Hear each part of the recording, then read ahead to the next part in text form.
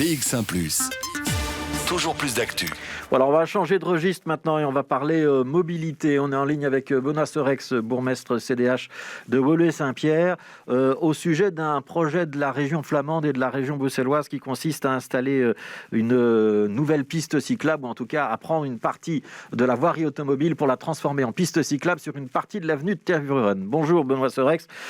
Je vais essayer de simplifier les choses pour que tout le monde comprenne de quoi on parle. On parle de la section de l'avenue de Tervuren qui est celle qui serpente dans le bois quand on va en direction des Quatre Bras. Alors très précisément, ça commence à une avenue qui s'appelle l'avenue de la Faisanderie. Grosso modo, ça veut dire que quand on est dans le bois et qu'on passe à proximité du Rouge Cloître, on parle de cette portion-là, on n'aurait plus que 2 bandes pour la circulation automobile, une dans chaque sens, et le reste des bandes serait transformé en piste cyclable. Ça permettrait le concept des autoroutes vélo. Vous êtes contre, Benoît Serex ? Oui, on y est totalement opposé parce que à la fois, on voit derrière ce projet une stratégie de la région flamande d'isoler Bruxelles. Quand on voit leur projet d'élargissement du ring, là, on favorise la circulation automobile. Par contre, lorsque on rétrécit systématiquement, ça se passe déjà au boulevard de la Wolu, on a un projet similaire, et maintenant aux Quatre Bras, on rétrécit systématiquement les accès à Bruxelles. Mais très clairement, on veut éviter que les nafteurs puissent encore rentrer en région bruxelloise, et ça risque évidemment d'entraîner une délocalisation des entreprises dans les zonings autour de Bruxelles qui sont en région flamande.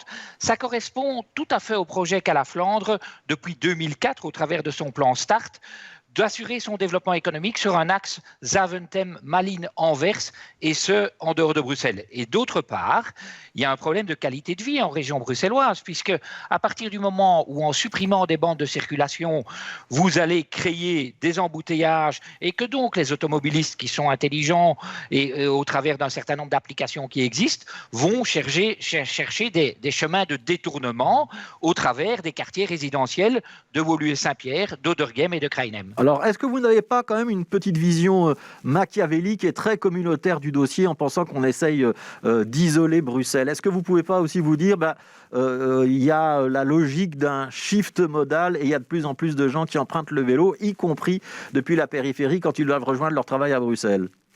Alors, M. Grosfilet, je vous conseille une relecture attentive du plan START de la région flamande, qui est très clair, qui se passe aujourd'hui, mais qui s'est passé déjà au travers du Diabolo à l'époque, qui est la liaison directe en train sur l'axe Zaventem-Malines-Anvers.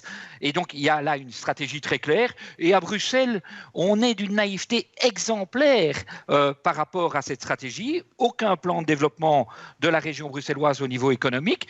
Et simplement parce qu'on nous parle de pistes cyclables ou d'autoroutes cyclables, certains sont devenus monomaniaques en région bruxelloise sur ces problématiques de pistes cyclables. On s'en satisfait, on trouve que ce sont des bons projets, mais on ne voit pas la stratégie et les idées qu'il y a derrière tout ça. Ouais. Est-ce qu'il n'y aurait pas des Bruxellois qui seraient quand même malgré tout ravis d'avoir une belle piste cyclable séparée des voitures et qui leur permettrait de partir de Woluwe-Saint-Pierre ou d'ailleurs et d'aller jusqu'aux étangs de Tervuren profiter de la nature là-bas ? C'est pas une bonne idée ? Alors, si vous connaissez bien les lieux, vous savez qu'il existe déjà une piste cyclable dans chaque sens. Elle n'est pas en très bon état. Ah non, mais ça, il appartient à la région de l'entretenir. Mais une piste cyclable à la sortie qui est totalement protégée, elle est dans le bois. Une piste cyclable à l'entrée qui, elle, pourrait être protégées. Elles font à peu près 1,50 m de large. On pourrait même les élargir un petit peu. Il existe la place pour le faire sans supprimer de bandes de circulation.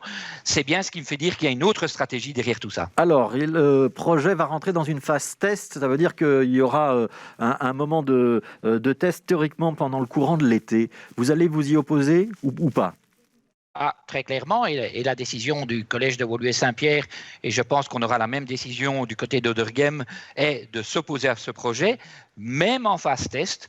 Moi, j'ai trop d'expérience en politique pour savoir que le provisoire devient souvent définitif, et nous ne voulons pas que ce projet entraîne un trafic de percolation à l'intérieur de nos quartiers résidentiels. Nous souhaitons dans notre commune des quartiers apaisés et pas inondés par une circulation de transit qui doit être concentrée sur les axes structurants. Ouais, il y a visiblement quand même un accord entre la région bruxelloise et la région flamande sur ce projet. Est-ce que vous, bourgmestre, vous avez les moyens de vous opposer à cette phase test ?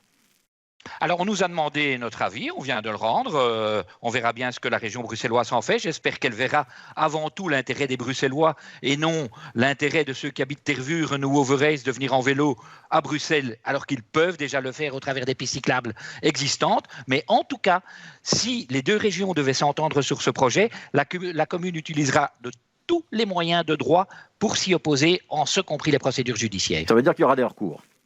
Bien évidemment. Ouais. Merci beaucoup, Benoît Serex.